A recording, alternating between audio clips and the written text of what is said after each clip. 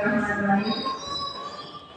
Ibu Kepala Sekolah Negeri Poli yang saya hormati, Bapak Ibu SD Negeri Poli yang saya hormati pada pagi hari ini, terima kasih atas kesempatan dan waktunya yang diberikan kepada saya untuk penjelasan tentang pemahaman dan penerapan budaya positif.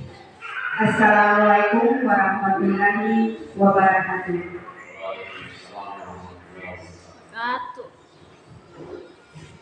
Ibu Kepala Sekolah dan Dewan Guru sekalian, pada kesempatan hari ini saya sedikit memberikan penyebaran pemahaman, yaitu sudah tadi saya jelaskan budaya positif. Untuk itu mungkin 20 menit atau 30 menit ke depan Bapak Ibu akan bersama saya sama-sama bagaimana kita saling berdiskusi tentang pengalaman yang sudah saya dapat secara konsep di guru penggerak, dan sekarang saya menerapkan kepada Bapak Ibu untuk sama-sama kita terapkan di SD Negeri Poli. Ya, pada hari ini yang akan saya paparkan yaitu tentang perubahan paradigma belajar, kemudian disiplin positif, nilai-nilai kebajikan, kebutuhan dasar manusia, motivasi perilaku, posisi kontrol guru, keyakinan kelas, dan segitiga restitusi. Baiklah Bapak Ibu guru sekalian, perlu saya sampaikan bahwa pembelajaran dengan paradigma baru. Saat ini kita sudah berada pada era di mana pembelajaran sudah berubah yang disebut dengan paradigma baru, yaitu pembelajaran yang dirancang berdasarkan prinsip pembelajaran berdiferensiasi, sehingga para peserta didik belajar sesuai dengan kebutuhannya berdasarkan tahap perkembangan. Jadi maksudnya seperti ini Bapak Ibu guru, yang dimaksud dengan sesuai kebutuhannya tentunya didapatkan dengan tes awal atau disebut dengan tes diagnostik, yaitu tes untuk mengetahui minat bakat siswa. Kemudian setelah diketahui, Bapak Ibu guru memetakan sesuai dengan tingkatan pertama, kedua, dan ketiga, atau tingkatan sudah dibagi berdasarkan kriteria yang sudah Bapak Ibu tentukan masing-masing nanti di kelas. Ya, kemudian setelah itu dalam pembelajaran nanti, maaf saya sedikit menjelaskan, dalam pembelajaran nanti Bapak Ibu harus membuat suatu rencana pembelajaran yang berdiferensiasi lagi. Jadi jika kita pembelajaran kan berdiferensiasi, maka rencananya juga harus berdiferensiasi. Ya, jadi rencananya itu dibuat sesuai kebutuhan. Jadi jika saya buat contoh, jika anak yang punya rata-rata pemahamannya dengan tinggi pemahamannya, berarti ibu bapak memberikan kebutuhan soalnya juga berbeda, kebutuhan belajarnya juga berbeda, jadi tidak sama. Misalnya anak itu pada rata-rata rendah diberikan soal yang rendah, dalam artian jika soal itu misalnya kelas 1, maka misalnya yang 1 ibu bapak berikan contoh lah, saya tahu ibu bapak berikan soal tapi disajikan dengan alat peraga supaya dia mudah memahaminya. Dan kemudian yang kedua juga demikian, jadi bapak harus menyesuaikan tingkat kemampuan dan minat anak murid yang sudah ibu bapak petakan di tes diagnostik awal. Ya, Bapak Ibu, kemudian paradigma baru, ya, itu ada yang namanya kita disiplin positif. Ya, kalau kita dengar biasanya disiplin itu aturan. Disiplin itu biasanya kita definisikan sebagai aturan. Namun di sini saya akan menjelaskan bahwa disiplin positif adalah menumbuhkan disiplin yang didorong dalam diri anak. Jadi yang kita bukan eksternal, misalnya begini, kita membuat suatu peraturan di sekolah, dan kita harus memberikan peraturan itu kepada siswa mematuhinya.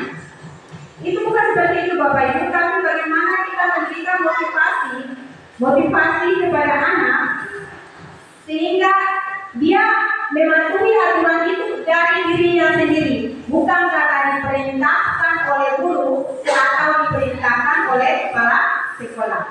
Ya.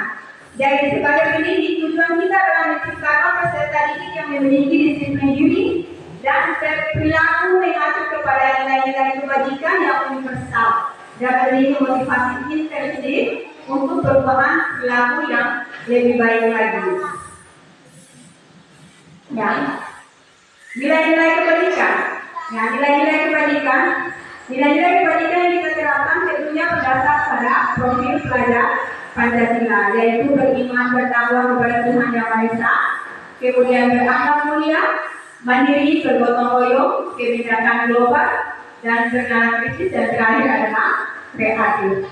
Jadi nilai-nilai keselamatan atau inilah yang kita sebut sebagai suatu keyakinan, yaitu nilai kebajikan universal yang sudah disepakati secara tersirat dan tersurat lepas dari latar belakang suku, negara, bahasa maupun agama. Jadi maksudnya seperti ini Bapak Ibu. Jadi nilai-nilai yang akan kita tanamkan kepada peserta didik kita itu berdasar pada profil pelajar Pancasila. Jadi kalau yang kita tanamkan itu terlepas dari suku, agamanya. Jadi kita tidak memandang oh dia ini suku ini, jadi tidak boleh, dia harus seperti ini, tidak. Jadi harus sama dalam penerapannya.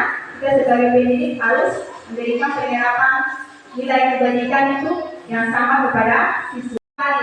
Berarti anak berbuat salah itu, dia juga ingin memenuhi kebutuhannya. Ya, misalnya dia menyontek karena kebutuhan apa yang tidak terpenuhi. Kebutuhan apa yang tidak terpenuhi sehingga anak itu menyontek kepada anak yang lain. Maka kita sebagai guru harus benar-benar melihat di jalan kita SD Negeri Poli dapat menerapkan di sekolah kita. Ya, yang terakhir adalah menanyakan keyakinan.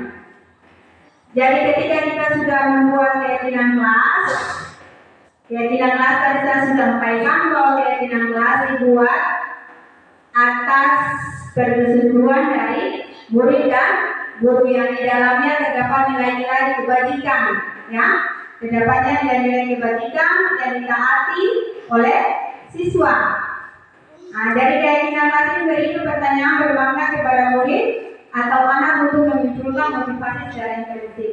Laki-laki intrinsik ya, laki-laki itu muncul dari diri anak.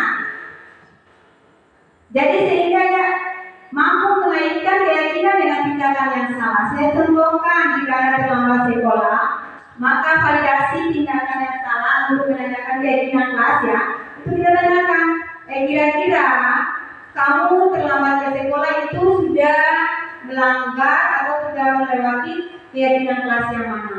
Berarti disiplin, ya, disiplin. Jadi apa yang harus kamu lakukan untuk tidak lagi terlambat? Jadi kita sama-sama mencari solusinya, bukan anak sendiri mencari solusinya. Mungkin dia bilang, saya tidak akan bergadang, saya tidak akan nonton HP lagi sehingga dapat terlambat. Nah, ibu guru punya solusi lagi membantu, yaitu bekerja sama dengan orang tuanya, mengontrol anaknya supaya anak itu tidak lagi datang terlambat gara-gara main HP sampai larut malam. Iya.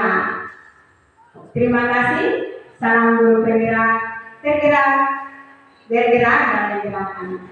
Dari akhir slide ini saya mengharapkan kepada Bapak Ibu guru bagaimana kita SD Negeri Poli bisa menanamkan apa yang sudah saya sampaikan tadi, yaitu bagaimana menanamkan tentang paradigma baru proses pembelajaran, yaitu tentang apa tadi?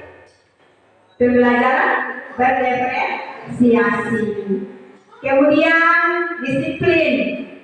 Setelah itu bagaimana menanamkan motivasi diri kepada anak. Dan yang berikut kita membuat keyakinan sekolah atau kelas.